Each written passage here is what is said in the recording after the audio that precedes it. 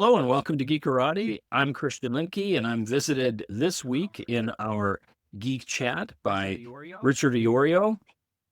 He is a game designer and the head of Rogue Games. He's been designing role-playing games for quite some time in the independent gaming space from a wide variety of genre.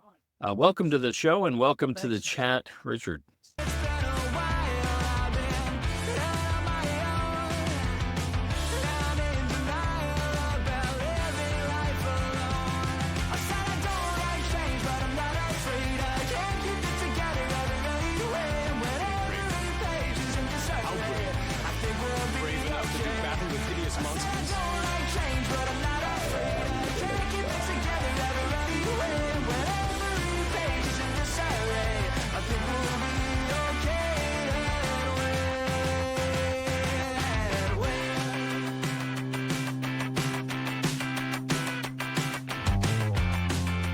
One of the reasons that I've wanted to chat with you in particular is that you have an updated edition of one of your kind of classic role-playing games coming out in the coming year, just in time, by the way, for the 250th anniversary of the United States. You've created a role-playing game that combines colonial action or colonial stories with horror stories, which is a natural fit given the literary history of the United States in your Colonial Gothic game. If you could talk a little bit about what inspired you to make Colonial Gothic in the first place, and then why the fourth edition and what we have to look forward in the fourth edition. Yeah, so Colonial Gothic, it's the fourth edition. It came out. I did a Kickstarter this year. It should be out now. I know November is when the stuff dropped. Basically, as I've told people since 2007, this is the history they don't teach you in school. I take the approach of everything that we know happened, and I try to fill in the shadows. So that's where the supernatural comes from. That's where the occult comes from. Washington is still Washington. He's not a vampire hunter. We're dealing with the stuff that's just in the background. I give an example of the War of 1812 when British were attacking Washington, D.C. Out of the blue, a tornado and a massive storm hit. So why would that hit? Just out of the blue. When they were laying the guns, for Boston, a fog showed up, which muffled everything and allowed the gun placement to happen, which broke the siege of Boston. So it's looking for those little things and putting my own spin on it.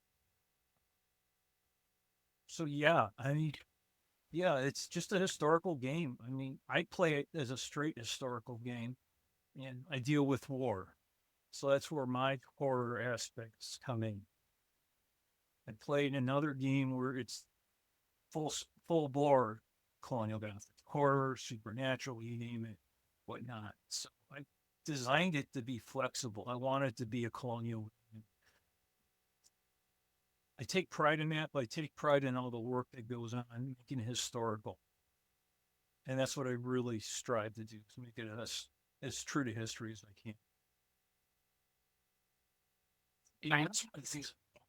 That's one of the things I've always really appreciated about your game is that the amount of research that's done for the various game products that you've put out for it, various booklets that you've put out for it over time. And I was just thinking, this episode is probably going to release somewhere between the 14th and 21st of December. And I always think about, you were saying that, war can be its own horror story that you can use. And I was thinking of George Washington's Christmas in 1776 as a good, he doesn't have to be a vampire hunter, but you can have a kind of haunting moment going across the Potomac or something like that. That's for me, that was the joy of this game. Yeah, I'm dealing with a topic that's not just historically important, but, well, let's face it, a lot of people died. Not as much as other wars, but you're looking at a period where you had probably the most well-funded, well-trained military going against a bunch of farmers, and you're you're you're starving. I mean, the Continental Army had no food. They had no proper clothes. You had a Continental Congress that was all for it, but they didn't want to fund it. So, while they're sitting in Philadelphia debating this, you got some poor farmer from Connecticut trying to keep warm and eating shoe leather because there's just no, there's nothing for them. And you got, I mean, so that's why for me, that's horror. The haves and have nots. You don't know where the next food's going to go. And then you got this man who has a lot of faults, but also had a lot of good. Say, okay, we're going to cross this icy river in a boat, and we're going to attack this town of Trenton, and we're going to win. Oh, you know, jumping on in the middle of winter, jumping on a boat and not knowing how many people are there. And that's kind of scary too. Luckily, the Hessians were drunk because it was Christmas time, and it was a little bit easier. And they were looking for a win. Yeah, they won. It's not really that major of a victory. The myth around it is more about the crossing. But yeah, for me, it's that stuff I find fascinating. The, the individual, the mundane, because Christian, I didn't a student of history forever, and I've become more um, knowledgeable about that period. Obviously, working on this game, uh, every time, every time I work on this game, I ask myself, how the hell did we succeed? I Everything was stacked against us. I mean, all the battle accounts, everything I read, everything I learned. It's like, geez, how did this work? And that's, to me, that's why I love this. I can go into the historical, the war aspect of it. And it was a British military that was really regimented and trained and couldn't adapt to a new style of warfare, which was deer paths and hiding behind trees and picking off the officers before anything else happened. But yeah, I could talk about this period forever, and I could give you nuggets about anything. Just yeah, Yeah, one of the things that I've noticed is that recently in fantasy fiction, we've seen a rise of black powder fantasy with first you have Brian McClellan's series that takes place in another world with his Powder Mage series. But there have been a couple of others that either are pseudo black powder, like Stephen Bruce's Phoenix Guards, which is probably like the first wave of this, or later stuff that's more recent, like the Great Coat series by Sebastian de Castell, where they don't have guns, but they have like magical devices that operate a little bit like guns in the setting. And it just seems that combining the elements of America's rich kind of cryptid and haunted history with the colonial period as a natural, that creates a setting that would be a lot of fun to play yeah. in. I mean, let's take this back to Jamestown. Uh, you have inadequate colony that was set up to fail growing up. Now put yourself in those people's shoes. You just get off a rough, you know, boat. You get literally dropped off in the middle of nowhere, a strange land, weather that's nothing like what you're used to because you're literally dropped off in a swamp. And it's like, okay, so where do we begin? You're worried about anything around you. You build this rough little settlement, then you meet people who don't even know how to talk to you, don't even look like you, not even dressed like you. Europeans do what Europeans do. They piss them off and try to impose their will. And now you're fighting against a group of people that could bring more people onto you. And you find out really quickly your gunpowder ain't going to do much against, people who are, relentlessly wanting to kill you. You have a governor that says, okay, I'll go get more help, but that's a 2-year, ocean voyage back and forth. And you come back and then nobody's there. For me, that'd be scary as hell. Not just, the governor, white, but one of those colonists. I can't put myself in their shoes. And colonist gets a bad rap. And, but you have to look at it from their perspective. They're there because they want to set something up. They have no clue as to what's there. So it wasn't like they landed there to automatically subjugate people. It was them being unprepared for the reality of what they were about to face.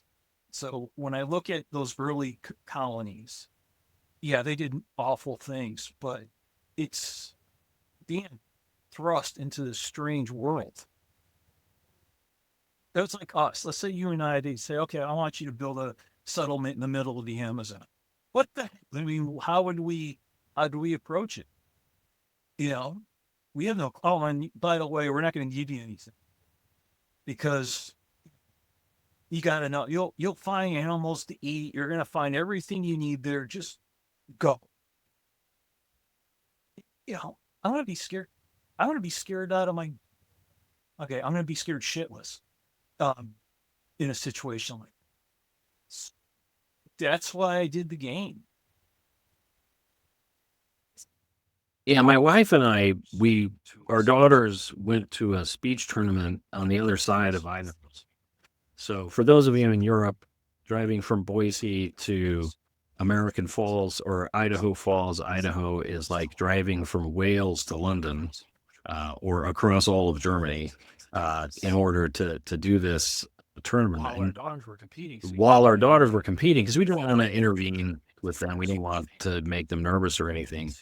We went out to a place called City of Rocks, which is beautiful and it's a wonderful location.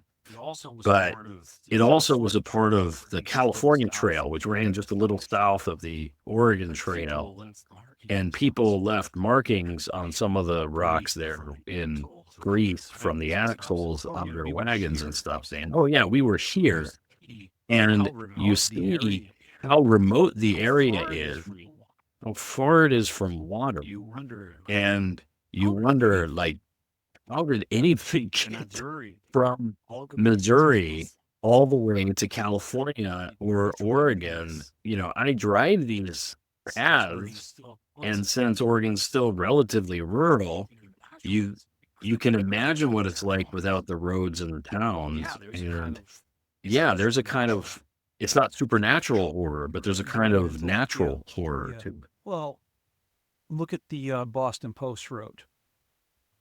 You were able to theoretically take it from Florida all the way up to, Maine, but it wasn't like you can get off at exit 95 and find a McDonald's and find a little hotel. I mean, you were lucky to find a tavern along some of those routes. So you're on horseback if you could afford it. Most of the time you're walking, and you're looking at like 32 days on feet.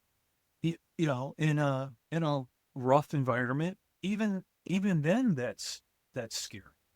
How did you do that? I could get in the car, drive 2 hours, and say, you know what, I need a break. I'll just pull off at the exit and go get a cup of coffee at Starbucks. There's no Starbucks between Philadelphia and Waterbury.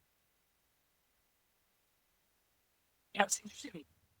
It's interesting that you mentioned this, or that our discussion's kind of gone this direction, because it was making me think of something that I didn't think I would mention in a conversation with you about your games or about gaming in general. But when I think about the role-playing game experience, the module design, the rule design changes between first and second edition, even a little bit of third edition Dungeons and Dragons, and fourth actually still had this, so I'll skip that. Fifth edition Dungeons and Dragons is that in the earlier editions, there was this sense of danger in the wilderness in between the towns. You know, if you play the old Keep on the Borderlands adventure, just getting to the caves is hard enough, let alone when you're there, the crises that you face, hoping you can get back to the keep for safety. And similarly, fourth edition had the Points of Light, where you were going off into nothing, wilderness, to face foes or whatever. But with fifth edition, and maybe it's because a lot of it is Forgotten Realms, but maybe a little bit Eberron, although it has wildernesses outside of its metropoli. You have, it seems like the modern D&D game often assumes there's a Starbucks on the way to the dungeon. Yeah, I'm trying to word this. I think it's because we're in a period of time where we don't want to suffer, and I'm not, and it's not a slam on generations or whatnot. I think how the world is now, we see enough suffering around there. We don't want to sit at the table and have to deal with suffering as well. That sounds kind of kludgy, but I think that's what I think our games reflect the period of time we're in. 70s, 80s. I mean, we were worried about the bomb being dropped. So those, first edition and, basic and expert, that was survival.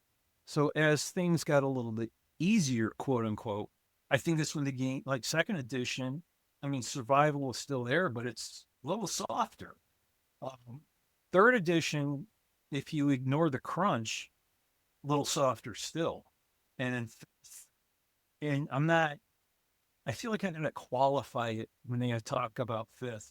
I'm not talking about woke or any of that. It's just, it's soft in the sense that you're not fighting for your life every adventure. It's not like when you and I were younger, where I'm a first level wizard and I know I'm screwed once I roll up my hit points. So that's what I've always thought. I thought I like entertainment, but I also think the games that we reflect the times that we're in too. And they reflect the fiction. Yeah, and I think they reflect the fiction too. You know, I mentioned this in a prior discussion that I had, that the fiction that young people are reading today that's inspiring them to want to play D&D is different. It's more similar to the old Forgotten Realms comic book from DC than it is to Robert E. Howard. And the characters in the characters in the Forgotten Realms, and this is true, I think, even in Ed Greenwood's fiction, they're never worried about where their next meal's coming from. So I think the play styles adapting to that, and I also think it's trying to capture what Raphael Coaster talked about in his theory of fun, when there's that balance of learning versus challenge, that if something's too hard, you abandon it quickly, right? So if you're that first level magic user with one hit point, and if you're playing basic, it's funny because I've been reading a lot of original basic rules, which I loved and I still do. But I realized at some point that if you don't have read magic as your only spell at first level, all the scrolls that you find are meaningless, which means the most effective, at least after, let's say, 5 encounters or 10 encounters, magic user in early D&D is one whose only spell is read magic. That if you have other spells, you're actually less effective as a magic user than the one who has what some might think is the most useless. My character class of choice when I was younger, I'm talking about young, was magic user. first magic user was Bob. Bob had 1 hit point, and his spell was a web, and I was really happy about that. Well, 2 rooms in, Bob died. And I realized the web's not going to be helpful because as you said, we found a scroll. So Bob the second was then born. And then that was read magic. And I survived maybe 7 rooms. See, and that's where we go back to what we were talking about, like the toughness, the survival of these editions. And I wasn't angry that I kept dying. I knew that was part of that's the contract you sign. You sign that contract knowing, figuratively. You sign the contract knowing, all right, I'm going to get my butt kicked. And eventually I'm going to roll 4 for my hit points. And then if I work really hard, I'm going to get a magic missile. And that's like it's like once you can get the magic missile spell, when you get, ability to have 2 first levels, you feel like you accomplished something. But I went up to Bob the 15th, and I made when I hit 10, I made the conscious decision. I go, what? I'm having fun playing these crappy spells. So Bob became the builder before Bob the Builder, and every spell I had was non-combat. And that teaches you a few things. It's like how to think, how to critically think, how to reason out things. So like, how am I going to do something with Spider Climb? But you're right. I'm not going to say there's a purity, but there's a fun factor in that, where you shape the game to what you want it to be at that point. And the thing was, and the thing is, it's not as if when we were playing, we didn't want to be able to play a little bit of easier mode. We wanted to have epic stories too. There were fiction that was just as cosmopolitan and fantasy when we were growing up as the modern fantasy for the kids today. We had Piers Anthony, which is all progression fantasy of somebody who goes from nothing to uber with very minimal real risk. That sure, we would have wanted to play that, but the rules didn't cooperate with us, at least till later. And so we were able to experience that. But I also think maybe it was because the video games that we've had at the arcades, not at home, but the arcade video games were geared to have you die. So you would develop a skill level with them. You would die rescuing the princess in Donkey Kong or whatever repeatedly. And when you went to play Dungeons and Dragons, you didn't view it any differently than playing Super Mario Brothers in your mind. They both have stories. You would roll, maybe you would act more in the role playing game. But when you died, you just went, "Oh, I'll just roll up another character." But it was also easier to roll up another character, right? Like with 5th edition, you already have to make like 10 or 15 choices before you play the character, and there's a greater investment in the character, so the disappointment of losing that character is greater. So I understand the modern game. I think both are great. I just think people should broaden their gaming experience. But that's because, and I know this is true of you too, I grew up in a period where the number of games that were coming out with unique gaming systems was amazing. Whereas today, I was looking the other day, there's a Thundercats role-playing game on Kickstarter. Oh, that'd be really cool. And when I looked, I was like, oh, that'd be really cool. And then I saw, but it's 5e compatible. And I went, well, I can make my own for Thundercats in 5e. Please make your own system. And then I'm all in. That's what I did with Colonial Gothic. I did Colonial Gothic. The mechanic in and of itself, I call it 12 degrees. It's a simple 2d12. And everybody asks me, why did you pick 12? And the answer I give all the time, and it's a truthful answer, I like the 12-sided dice. So I set myself a goal. What can I do? How can I do a game with a 12-sided die? And it's where I came up with, the number span of a 2 to a 24. It plays similar to, D20, but I wanted something that you didn't have to think about. You knew what a target number was. I made it even easier with fourth. Everything is a target number 12. I know that angered some gamers, and I told them, well, life is 50-50. And I could have done it with a coin flip. So now you got to beat the 12. You have modifiers. But I wanted something like that. And we experimented with that with the old game, Thousand Suns. The mechanic has changed a lot. Yeah, the mechanic has changed from its early days where it was roll low. It's now roll high. The mechanic is different from it than it was in second to third. Now I did away with all stats, and it's just a plus or a minus. And because when I was decided to do fourth, I said, all right, I want to change some stuff. I want to clean some stuff. Let me look at the mechanic and see what I could do. Because I always look at ways to tweak it, not because I don't like it, just how can I make it better? And I was looking at it, going through it, and I asked myself, I go, why the hell am I using a static number for brawn when you don't really use brawn for anything other than what the bonus is to it? And then I was like, well, how's the game going to play if I get rid of the number and just leave the plus or the minus? And so that's where that came about. It's looking for ways to make it. I look at ways to make the game easier and easier.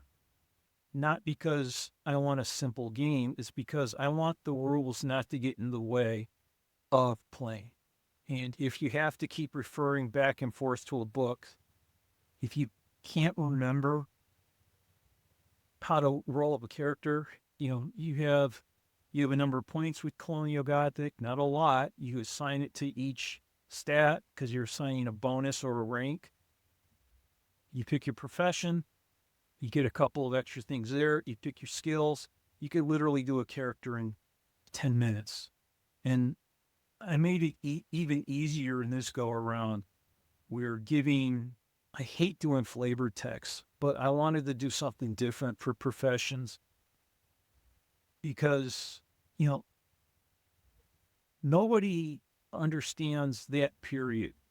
So how do you play such a mundane person as a town crier? So I said, okay, here you go. Here's a town crier, and here's what a town crier would think. And I had a lot of fun doing that because I'm hoping when people see that, they realize like, oh, so this is what somebody would be thinking about during that period. You've read the games, you've seen the detail. I think I went into more detail in the character creation section than I've done in anything else. Because I think that was one of the big. Yeah, I think that was one of the big upgrades, in my opinion, in this edition. I did not mind, like Sun-minded, the shift to just getting rid of stats and going to bonuses with essentially like what other games might call a feat or a descriptive characteristic or something like that. Because unless you're doing what first and second edition Dungeons and Dragons did and tying the attributes to experience point benefit, they don't really matter except for the bonus, and then you don't need a full number unless you're doing something like, I guess, Black Pack, you roll under the stat or whatever. But if you're dealing with her target number, which is a system, it's a tried and true system, right? Since Traveler, to create a target number, you set the difficulty based on what you want the baseline challenge of the average thing to be in your world. And as you said, you want it to be a coin toss in this. And I think that's more than appropriate. You use a bell curve or a pseudo bell curve, because right from 2 to 24, where it's pretty stable. So you've got a pretty decent chance on the 50-50. It's not really swinging. So over long term, it benefits the players or on averages, so long as they are intelligent about the choices that they make. You provide good description in this one more than before, Your source books were always great for adding detail to locations or historical stuff. But here, I think you've added some information for people who might want to play a role that they're not necessarily familiar with what that role would be in society. That kind of like the difference between first edition Warhammer Fantasy role playing and the second edition that Green Ronin did, where they just added a lot of descriptive text so that you got more than just rat catcher or whatever, where you had a little more involved as to what their role was in society. And I think it does so in a way that one will inspire people to want to study more about American history, which I think is good as well. But also, it's closer to pick up and play, that you can make these decisions. It's quick to make the characters, but the mechanics are still the same, right? And I had a friend named Ron.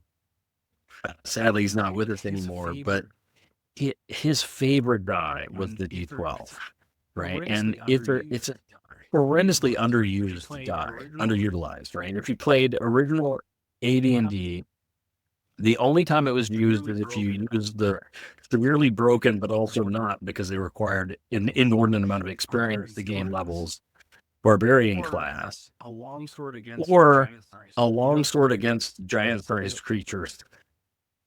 Right. Then, other than that, your D12, which is, I think it's one of the prettiest die. And if you look behind me, I've got our D12 glowing behind me. You know, it's pentagons combined in a really interesting structure. It's beautiful as a die, and it's really not utilized enough. Geometry. That's how I look at it. But you're right. I'll finish up with the professions. What I really want, I'm glad you noticed about the amount of detail I put in this go around. That makes me really pleased, because I've always been proud of the source books. Always have been proud of the source books, because I pack so much in there. And even the writers who've done source books for me, they pack a lot of detail in there too. The atlas of all the books I've done, that's been my favorite, because I covered Florida, I covered Canada, I covered the 13 colonies, obviously. And I really wanted to give people, okay, here, if you want to play in Carolina, here's Carolina. Here's what you need to know. Oh, you want to play in Florida? Well, did you know there's an East and West Florida? And they really weren't pro-colonists, but I wanted to do that. I wanted to make this game easy on the player. So that's why I went into detail what you would think if you were a patriot, if you were a loyalist, or if you just didn't give a crap. That's why the backgrounds, what they are, the difference between an urban colonist or a rural colonist, what a freedman would think, former slave. I wanted that with the professions. I wanted somebody to know what they would think, or at least have an understanding. For me, the barber is my favorite profession, and I think it's because my favorite opera is The Barber of Seville. And if you've listened to The Barber of Seville long enough, you're going to see a lot of the main character in that description. But yeah, I wanted the game easier, and I know I've probably annoyed a lot of longtime players how I changed certain mechanics, like range. I don't even give you, distances. It's a plus minus based upon your hand to hand, short, medium, and long. And I did all that too. It's like, you're shooting a Kentucky long rifle. It's going to be good at long range. It's obvious. And you could see where you could see you're not going to be able to hit anything in hand-to-hand combat, because it's not possible. My whole goal was to make it as easy as it could be and still give you enough crunch to play, to enjoy the game. Now you speak about the 12-sided dice. People should be happy that I picked 12. Otherwise, it was going to be 4-sided. And I have a mechanic for 4-sided dice that won't see the light of day unless I feel really angry about something. Because that's another underutilized die. Don't let those get on the floor. You just don't let those Well, get on you the know, I floor. kind of have a You'll rule step for on that them. too. If you're not happy at your fellow players, you can just like put it on their chair, and whoever doesn't see it, you know. But So I often talk about the way people misunderstand rules in early role-playing games when they first encounter role-playing games. And this is one of the things that makes me super sympathetic to the modern gamer. When I first read how you read D4, it said read the bottom. Right. And what they meant is the number that's on the bottom when it lands on the surface. But what I did is I picked it up and then I added the numbers on the bottom. So like, you know, my first magic user had like 7 because there was funny, 4, 3, and you 1 just figured or out whatever. the mechanic. And for the D4 versions, it's all about switching perspective. Yeah. For me, I don't know. I've always had the philosophy, and you know, some of my fellow designers laughed at this, but I feel like the rules come second. By that, you think of the setting first. And if you can't have the rules fit the setting, then you don't have the right rules. I got lucky with 12 degrees because I wanted something that I could make it universal, not, you know, universal that every other publisher could use it, but universal for me. So if I have a desire to create something else, I know it's going to work. Like it was really easy when I decided to do Shadow Sword and Spell because of the mechanics. I knew yep, there you go. Because I knew, and for me, Shadow Sword and Spell was, you know, humanistic pulp, you know, fantasy. I had a banner that said no fuzzy-footed people, no long-eared people, just death. And yeah, he could sleep. It's hardcore. Because I knew 12 degrees would be able to take that, you know, pretty much take the colonial period, pop it in there. You could play Conan and there's no magic and it works. You know, if I wanted to do Fairyland, I picked a completely different mechanic because I wanted that to be a family game. One of the games, what's the most common dice families have in the house? 6-sided dice. So that was another one. So for me, it's setting first, and the setting sets the mechanic. I like how you just casually mentioned Fairyland, which I didn't mention at all in introducing you as a game design that you worked on. It is, in my opinion, one of the finest introductory role-playing games ever designed. It is beautiful. It was short. It was published during a time when there weren't a lot of games being written for younger gamers or for families to game. It predates what has become one of my favorite introductory role-playing games. It was the first role-playing game I played with my daughters, which is the Tales of Equestria game, which ironically was designed by Alessio Cavatore, whose prior game design credits are Mordheim and various Warhammer products. But Fairyland was,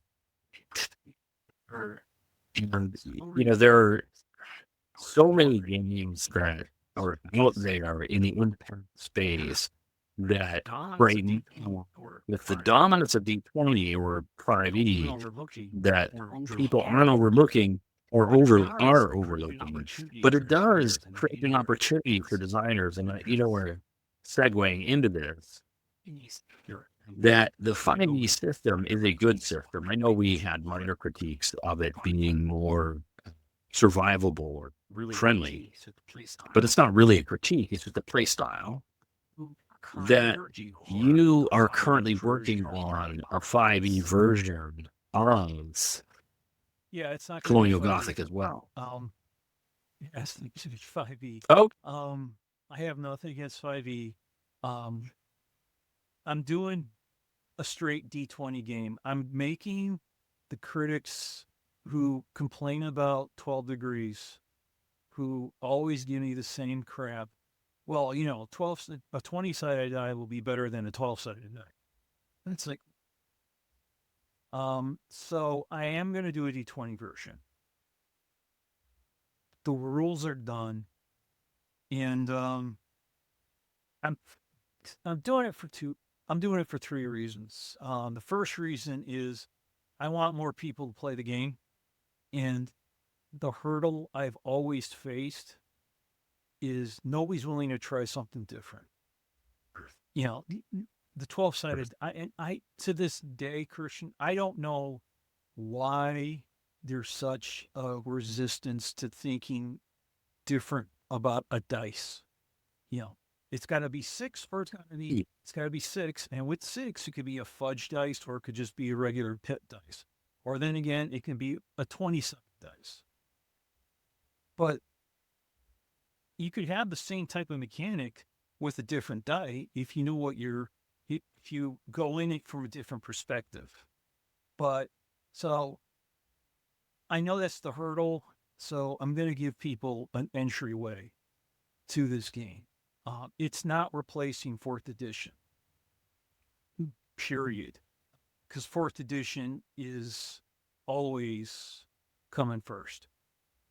However, the way I designed it, you could easily play anything that 4th edition has with the D20 version. Vice versa, if you don't like the D12 version and you'd rather play the D20 version, you can go the other way. And a lot of people, go ahead. I'm sorry. yeah. I mean, I was going to say, carrying your yeah, I was just going to say, having your 12 degree baseline in 12 degree being 12, right, at the midpoint plus of the distribution, right, that's easily transferable to any other die you could do it as a range, personal- right? You could do it as a personal game where then you just pick 50% or 51% or whatever. And with D20, you can do the same. And I was just thinking about what you were saying about it not being 5e, but being a D20. And I was thinking of another example that shifted to the 20-sided die while still not being 5e. And it's one of my favorite games out right now. And that's Dragonbane, which is a translation of Dragon or basic role the basic role play from Chaosium, which was percentile based. But then Free Ligan or Free League, where they made Demon Bane, they just shifted it to D20 so that it would fit with the die that players were comfortable with. Even though it's more like it's easier to understand 55% chance than it is 11 or less. But you're familiar with rolling the die, the D20, more than your percentile dice. And I have a back catalog. And if I can get more people, gamers, to look at this back catalog, you realize, oh, I don't have to invest in all these supplements or what. I mean, I want them to buy it. I mean, I'm a businessman. But it's like how I write the supplements too. They're very rules light. The Atlas has nothing, no rules. Pure, words. So I can serve both. I'm not going to publish a D20 version of something that you can't get with D12. I don't have enough time because the list of books I have planned coming out between now and maybe 2028 is massive. I overwrote 4th edition. And when I mean overwrote, I overwrote. I think the first manuscript, because I didn't keep track, was 350,000 words. Yeah. I love the period. And let me tell you, if I wanted to give you a percentage of pure playable stuff and pure background stuff, it had to have been about 90-10. Oh, that's where, so I had a cut. I had a cut. I had a cut. I had a cut. And I finally thought, okay, perfect. I have enough background material. I have enough game material. Perfect. Then I didn't have enough. It was still too much. So, all right, I'm going to take this monster out, taking this monster out, taking this monster. Okay, I got to dump half the spells. Because I really wanted to keep the background in. Because I firmly believe Colonial Gothic needs to be a standalone game, one book. And then I had to make the decision, crap, all right, take out the source material. Because I worked with 6x9 books. And that really limits. And the layout was different. I went with more art because I wanted stuff to be a little bit bigger. And some of the write-ups changed. I think my creature write-ups are probably some of the best writing I've done because I made it sound. They weren't in period, but I want to set everything in the period. I fight the urge to write period. I might throw some flourishes here and there. So I had to cut the guide. I had to cut stuff. And that's what created the guidebook, which I still feel bad that I couldn't include that for print it and include it because with Kickstarters, the funds are so tight and the scripts, yeah, really tight. Order another. And there just wasn't enough. There wasn't a way. So that's when I did, print your own. The guidebook should have been in the rule book, period. Yeah. So, but the 20 degree, I'm going to call it 20 degrees. The D20 version, everything I've done with 12 degrees is there. Degrees of success, degrees of failure, action points, hooks, my approach to range. But for a D20 crowd, I actually give you, what the distances are.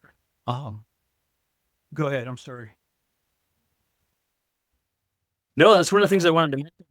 And I held off when you were talking about range before because I got off on a side tangent. Is one of the things I appreciated reading your notes for range was thinking about a comment I made in the last geek chat I had with Kalani. I was talking about how Mark Twain clearly loved the tales of James Fenimore Cooper, even as he was ridiculing them. But the kind of level of detail from criticism he had, you can only do if you read the book like 5 times, right? So that's fanboy critiquing, not literary critiquing of something he doesn't actually like. But I was thinking about when Mark Twain talks about how Natty is able to shoot like a penny at 1 million yards. He doesn't say 1 million yards, but like 200 or 500 yards. And your new rules and your focus on, not giving these like really more granular rangers fits with the fiction of James Fenimore Cooper more than the older rules, which are more, I don't want to say war game oriented because your rules are never war game oriented. They're always more story game evocative, but they more match that kind of fiction. And then, for me, combining, let's say, James Fenimore Cooper with the tales of Nathaniel Hawthorne or Sleepy Hollow, that merger of tales really captured Gothic feel. It's funny you mentioned Last of the Mohicans. I love Last of the Mohicans. I must have read that novel with no exaggeration, at least 40 times. For me, it's a great novel. However, I love the movie. Even though the movie is nothing like the book. Just, it's names only. Nothing like the book. and you bring up the word Hawkeye will shoot. There's two movies that influence a lot of what's in. I mean, there's a lot of movies I reference. Even Alien is another one I think about a lot. But Braveheart and Last Mohicans is part of the DNA, the movies, because even though they're not accurate, there's parts of those movies that, like, okay, I want to do that.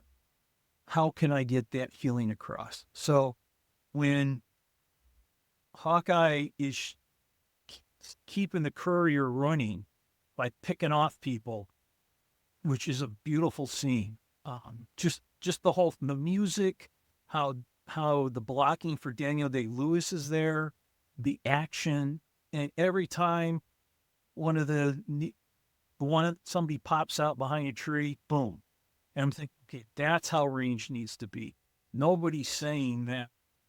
Okay, he's shooting 20 yards, he's shooting 50 yards. Okay, that's 100 yards, and oh, he can't hit somebody behind a tree.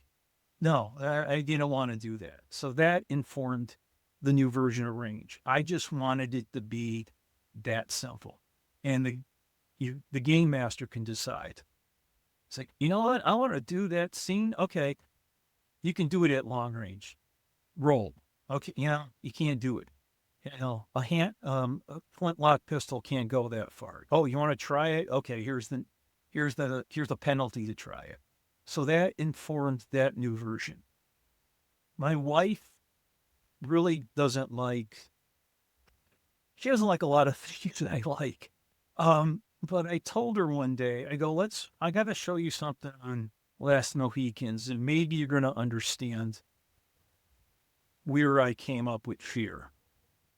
She, okay. It's the ambush. The ambush. And because when I was writing the fear rules, I was always thinking ghosts, undead, Lovecraftian type, horrors. Because for me, that was my thing. Okay, I'm going to do a horror game. I got to think about all the things that go bump in the night. And then I watched the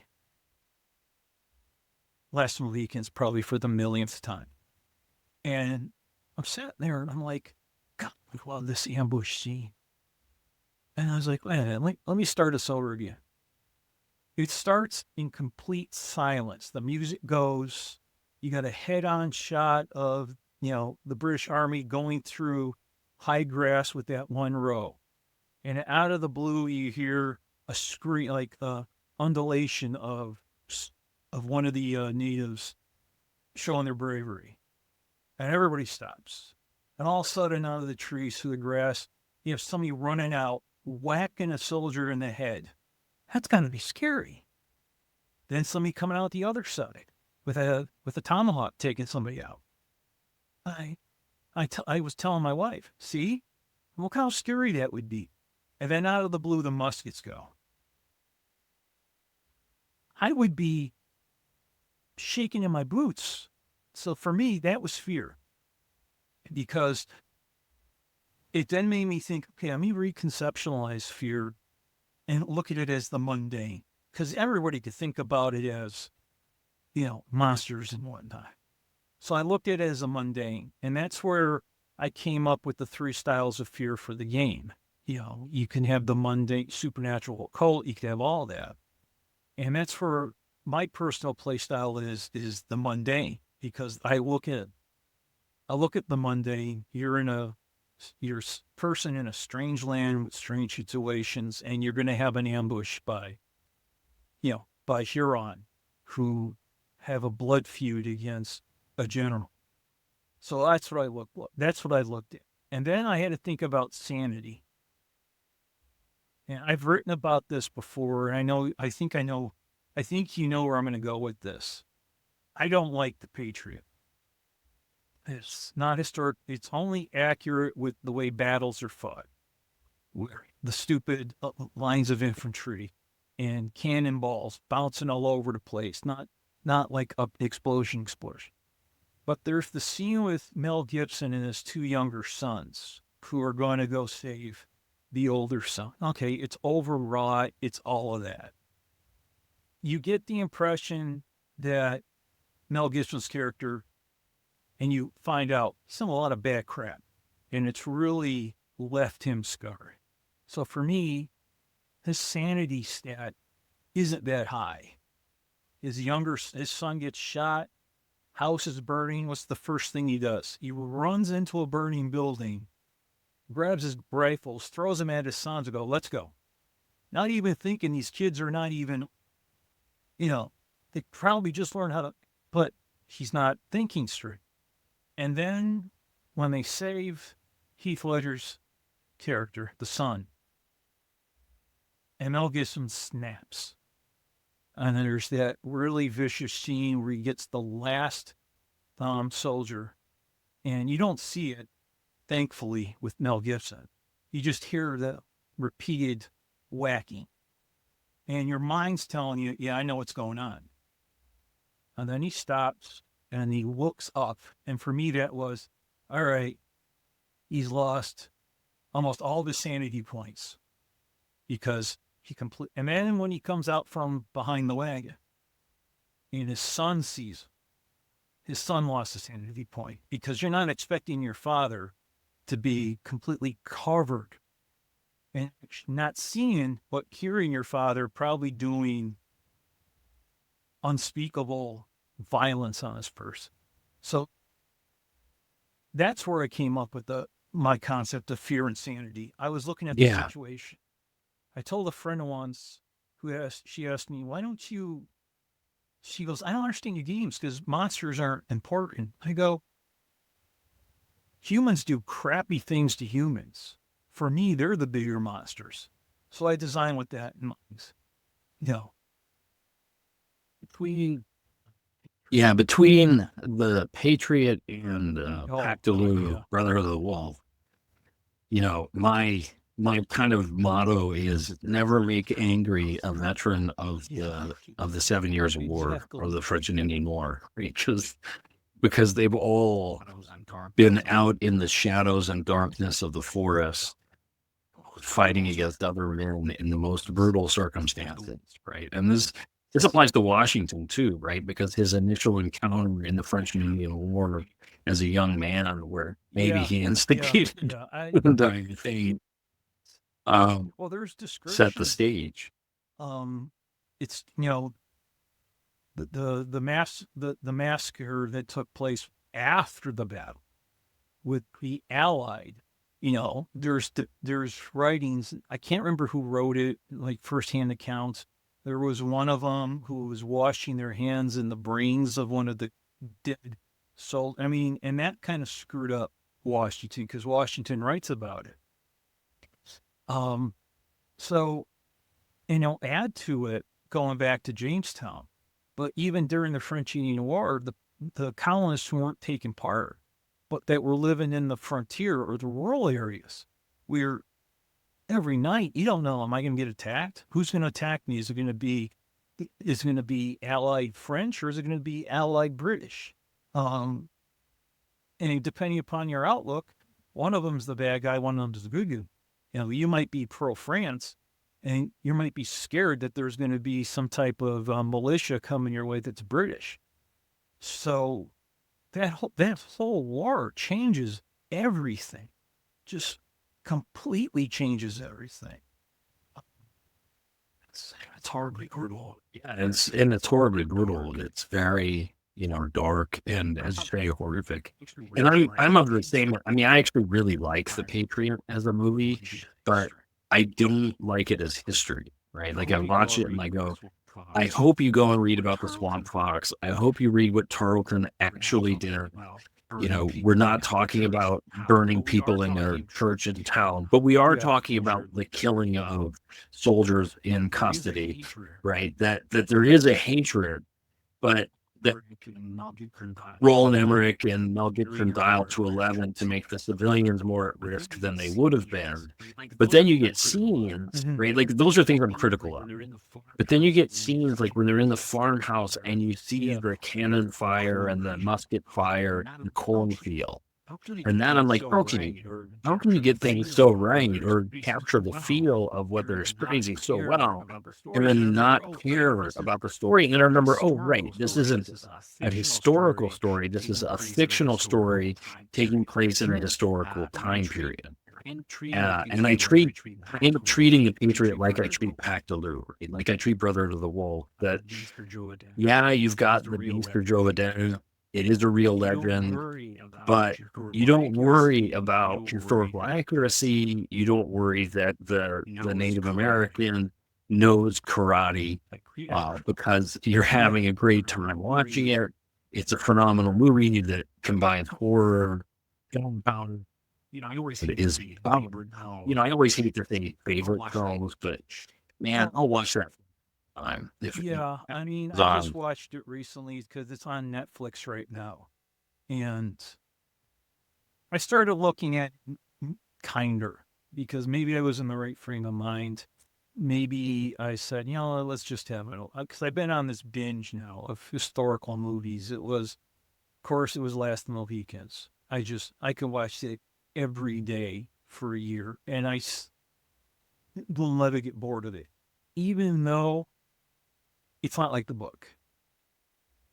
Yeah, my wife does. My wife Not at tells all. me, she goes, you only like it because of Daniel Day-Lewis. I go, okay, that might be part of the reason, but it's still just a beautifully shot movie. And the scene, they get so much right and they get so much wrong.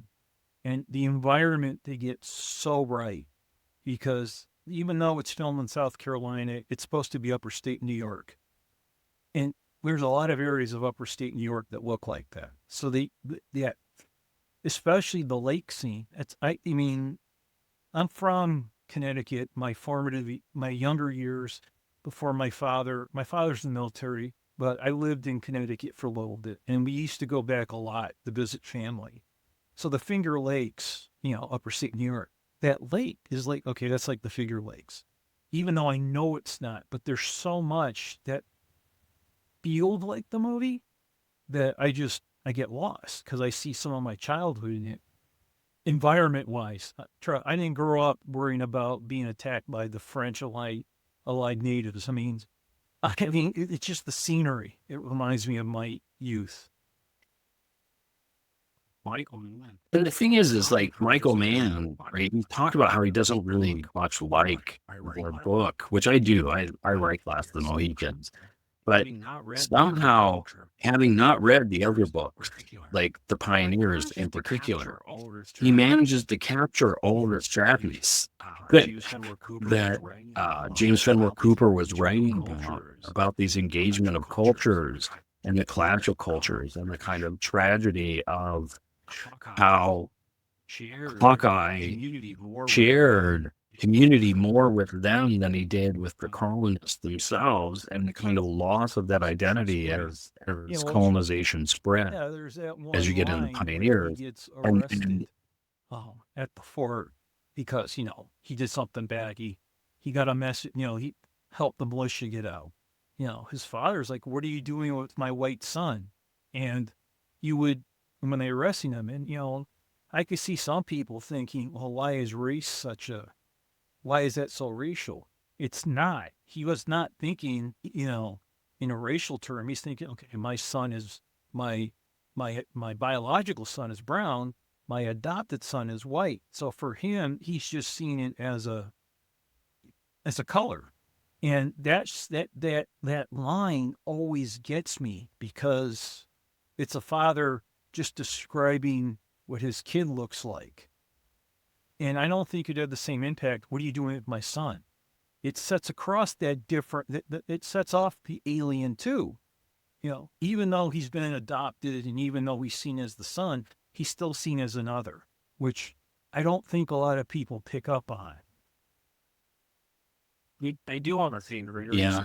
I do want to say that I know you said you like it because of Daniel Day-Lewis, but Wes Tootie is so good in that movie. One of the And other people who read my one of the other people who reads my Substack regularly, Ethan Sabatella, he's shared with me one of the main things that are going around asking my top 5 villains are.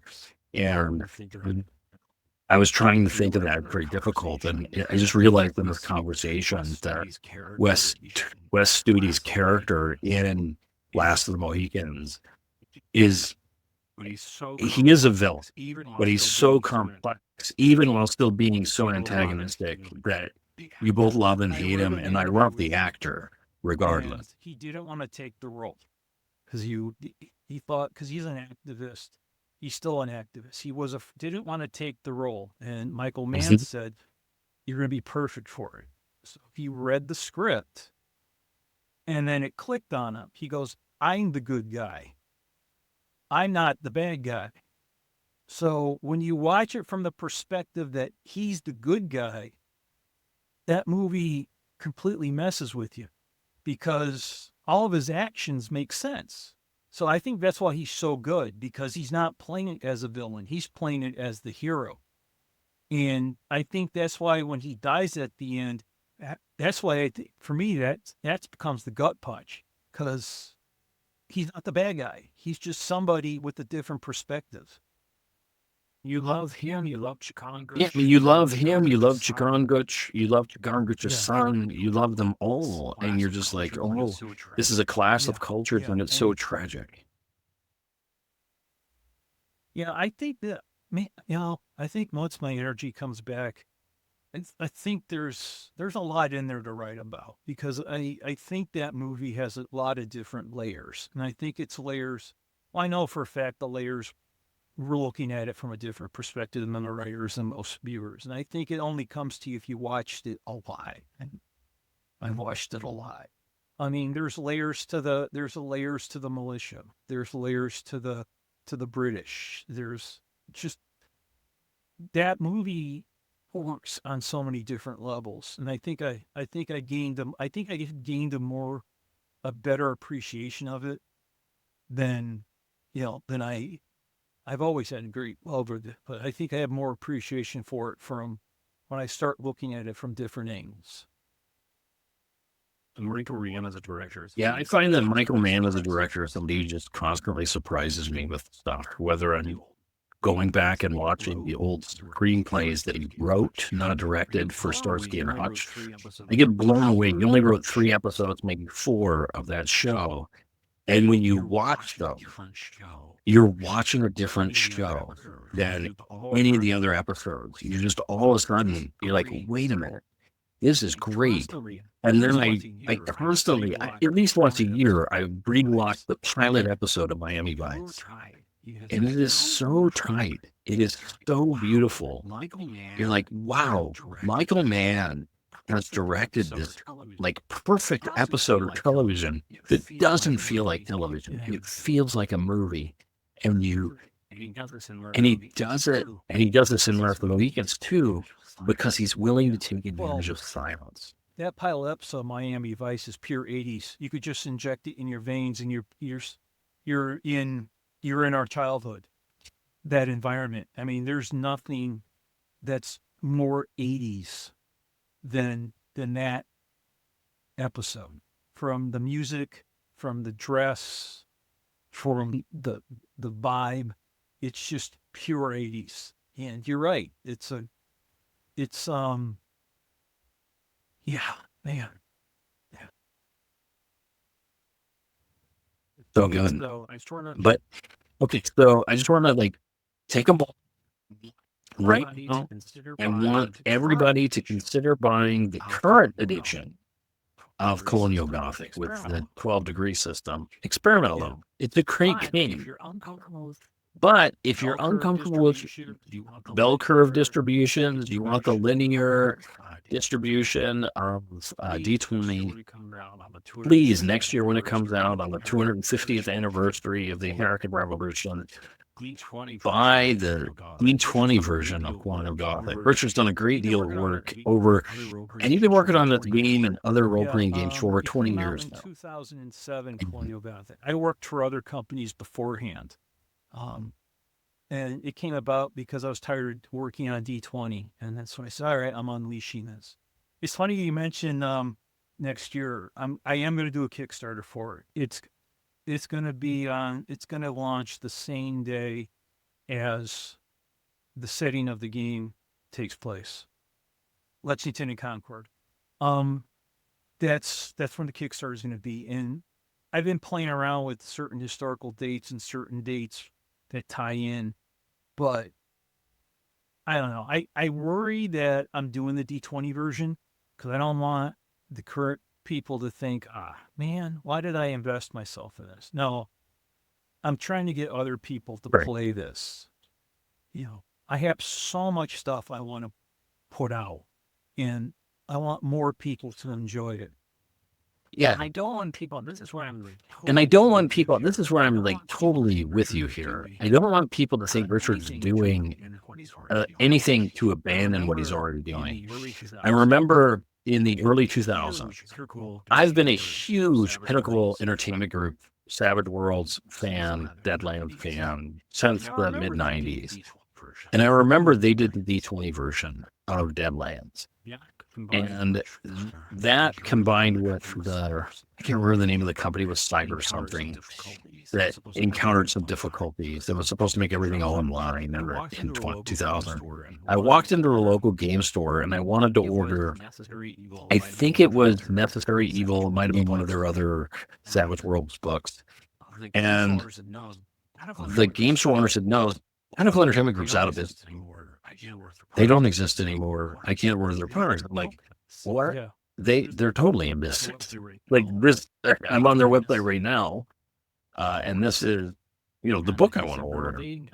And he's like, no, they abandoned everything for D20, and then they went out of business. And when Shane decided to do Deadlands D20, it was just to bring people into the setting where they would feel comfortable that then they would move over to Savage Worlds or to, at that time, Deadlands had its own system, which was a little more complex than Savage Worlds.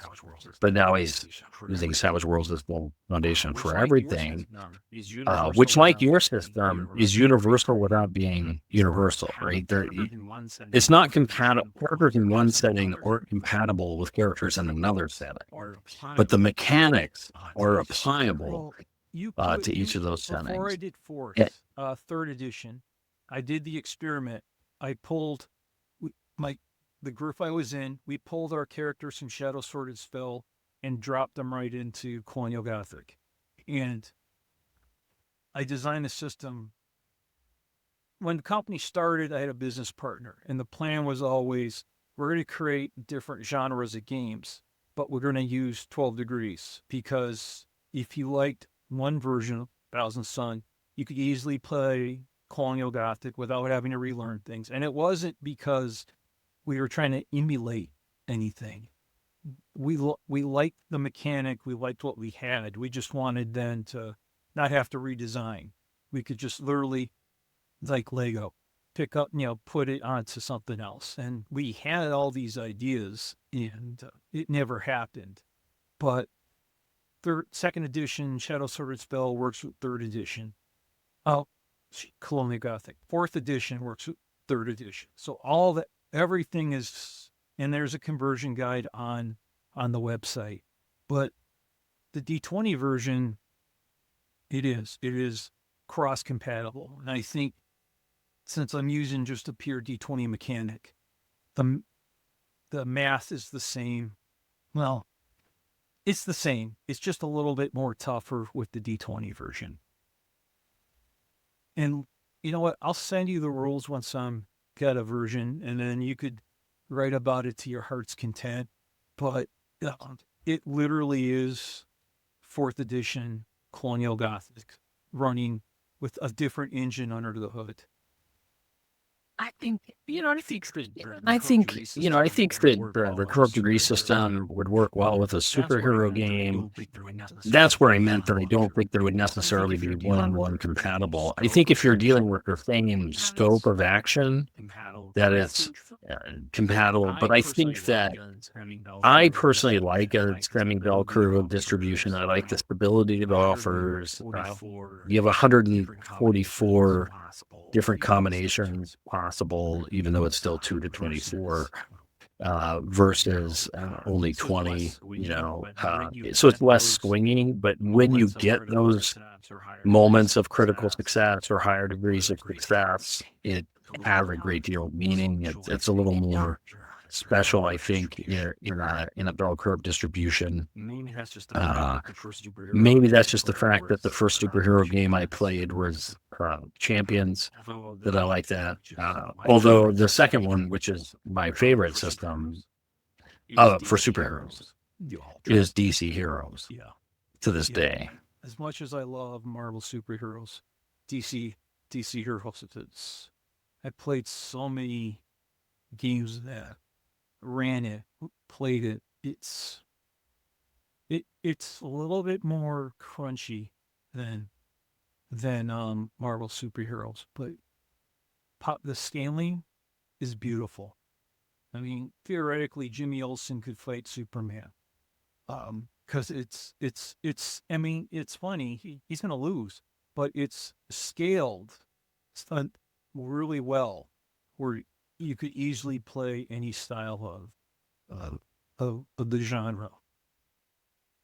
The thing I love about it is the thing I love about it is once you understand the logarithmic base DC Heroes, that you can scale it by altering the logarithm.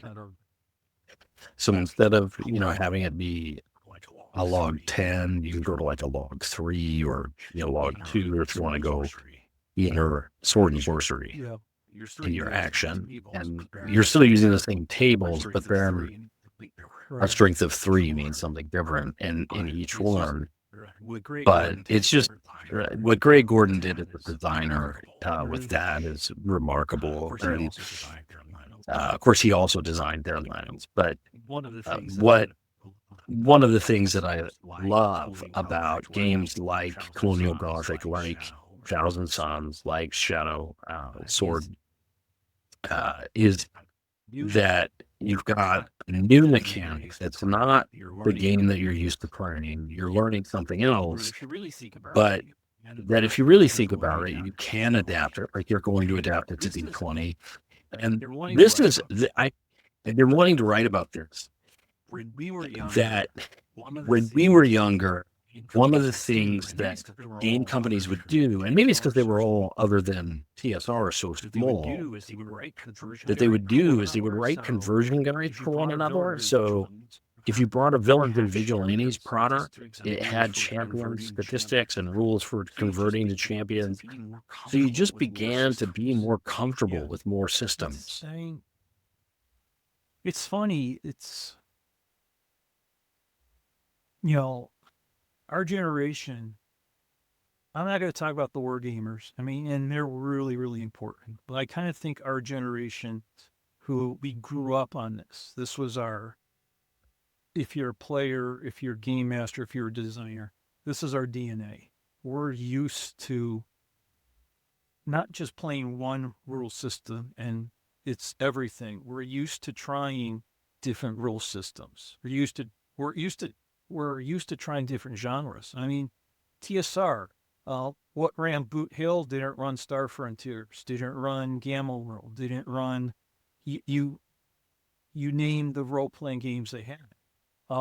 If you wanted to play superheroes, you had, as you said, champions, you had vigilantes, you had Golden Heroes and all three of those, Golden Heroes is a great game. You all used 3 different mechanics, but if you were willing, I don't know, maybe we didn't have as many other options available to us. So we would grab onto something new because that was the only way we can get something new. I think we become so we're all the same widget now. It's got to be this, and if it's not this, then it's not good. For that, Yeah, I noticed that on the internet too. Like when we look at web pages now, they all look the same. Whereas when we were younger and the internet was younger, I remember coding in HTML first, web page, because like I did it on Blogger. I just started, changing it because we're like, oh, I don't want what the basic stuff is here. The internet was more interesting, but whereas now if you go to and I like Substack interface, I like what Substack has, but I've got my critiques. There are things I'd like to do that if they let me under the hood, I could do. That if you go to like the New York Times, doesn't look much different than the LA Times, doesn't look much different than the Chicago Tribune. They all have the same architecture, and I liked it when web pages have a unique architecture for that site. I understand that it's a lack of, adjectives. The internet in some ways is useful because it lost. Yeah, we're in the period of the element. dead web. We had W1, we had W2. We were supposed to have W3, but W3 is now the dead web. And I haven't coined a term. They call it the dead web, and now I don't know what the fourth is going to be. It's probably going to be all AI generated. All you got to do is go into Reddit, and you can see bot after bot. I mean, perfect example is the current kerfuffle over Warner Brothers between Netflix and. By the way, they did not accept my offer to buy the company. But Well, $100 is at least with a genuine, sincere offer. it went there too. And I'm not going to share the email I got back, but that was a legit email sent from my legit personal email account. And I thought for sure they're going to take the $100. And I did send a response back. I go, okay, so $100 is in there. How does $200 sound? And I'm waiting for the response on that. I figured, I'm not going to be from a Middle Eastern country. I'm not going to be a company that's going to want to destroy movie theaters. Or I'm just some schmo that lives in the Chicago area and designs games. So I'm a safe bet, But I don't think they're going to take the $200 bid to the cop, and they probably won't. They probably won't. But I miss the days when production studios were lost leaders for major conglomerates like Coca-Cola or Gulf Western. Yeah.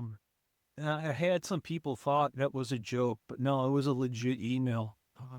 My wife, of course, thinks I was an idiot for sending it. She doesn't get my humor, and I really don't care. My cats liked it. They thought it was funny. But yeah, the dead web, that's the period we're in. Maybe the fourth is the bot web. It's not something Reek. I looked at something Reek. I was a big fan from that the various cartoons that were done on that website, from Red Emails, for example. And I understand the security vulnerabilities of Flash that ended up ending them, but I don't think those were insurmountable. I think you could have, created fixes for the security vulnerabilities. But going to the old Homestar Runner website and being able to click on little secrets that were there embedded in the Flash animation, you can't get that in YouTube. You can't get that on modern web pages. And there's just something about the way Flash animation, once again, democratized entertainment in the way that it worked. It allowed people, the animators, in interesting and unique ways. It allowed interaction of websites. That's something that's lawless. And we've become more generic. Is watchable now with all the ads. You could see but if you download the Brave browser and set your VPN to Turkey, you don't have to worry about any ads. I don't, it's just, I don't know. It's something I read out there that if you download Brave and set your VPN to Turkey, you can just watch YouTube like the old ways. I pay the extra much. Yeah, I pay the extra much. Actually on I subs YouTube. we're actually on YouTube Premium. Plus or Yeah. whatever it is where Yeah. you pay the YouTube premium. I- Yeah, premium. I- I'm on YouTube Premium because Because I can't watch that. I tried. I went 1 month where I was like, oh, I'm gonna save the $14 or whatever. I'm gonna just watch YouTube regular. And then I played some music because I listen to music on YouTube, right? Instead of Spotify. And every so long there was a commercial. I was like, no, I can't handle this. I can't handle a commercial every 2 minutes, 2.5 minutes, 3 minutes. Yeah.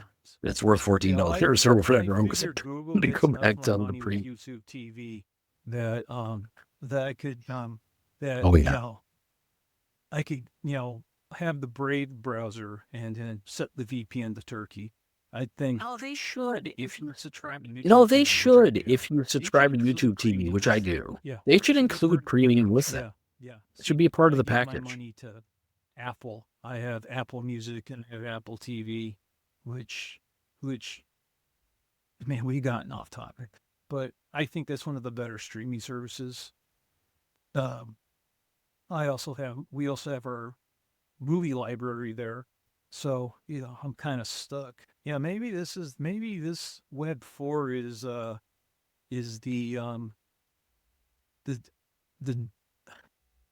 the digital fortress where content is walled around different providers. And We see a lot of consolidation. Yeah, we're gonna see a lot of But- consolidation. I know if Warner Brothers takes my $200 offer, I'll make sure everything is easily available through the Rogue Games Warner Brothers banner. Yeah. Yeah, and you can even make a Colonial Gothic movie, Shadow Sword and Spell movie, 1,000 Suns. James will be very Well, happy James to would get a have to, 1,000 Suns movie, I'm sure. work on that one himself. But we could do whatever. I mean, cartoons. Imagine we could have a ninja head along with the Warner Brothers shield. That'd be kind of cool. Yeah, thanks. Good logo. Liam Buckley did that. That was the first piece of art we ordered. So yeah, saying, and I could be the. I'm gonna let you go. Okay. I'm gonna let you go. It's been great chatting with you, Richard. Whenever you I want. hope to do it again, not just on That's great. game topics, Whenever but you on want anything. to. It's great chatting with you. I have no social life. I'm a shut in like most people. No, whenever you want to. I enjoy this. It's nice to sit down and talk about the stuff I love. I really do appreciate it. Have an online friendship for a Yeah, long no, time. you and I have had an online friendship for a long time, but it's really great to chat with you face to face, see you in person, and it's just one of I just complained about the Yeah. internet, but now I'm going to praise it. Well, Right, it allows See, this is me- where it works. You're right. You and I have been talking back and forth for seems like forever, and now digitally we're able to actually meet. I mean, I can't shake your hand, but I can. It's nice to put Right. face to voice. Oh, the girls are graduating school. Oh, the girls are graduating high school soon. Maybe I'll be able to start I'm attending hoping- Gen Con I'm again, hoping to and do Gen we'll Con be able next to hang year out. if the health allows it. Great. Because come hell or high, thanks. I appreciate Yeah, and you're in my it. prayers. I think the worst is over. And so anyway, I really appreciate it. This was great. I mean, we bounced all over the place, so I hope whoever was watching and listening can handle this shotgun approach to my conversations. I'll finish by saying bye, Colonial. I'll finish by saying buy Colonial Gothic and back his Kickstarter next year, which if his hint is correct, that's going to be in April of next Might year. be So when the first shot was fired. I mean, we'll find out. what? But yeah, I'll send you the rules so you Fact. can see just what's in store. Yeah, very nice talking. It's great chatting with you. I'll talk to you later. Started out with with a blog and a mic, talking RPGs and Friday night fights. Double tap to play, roll for your fate. Geek Karate's back and the takes are great.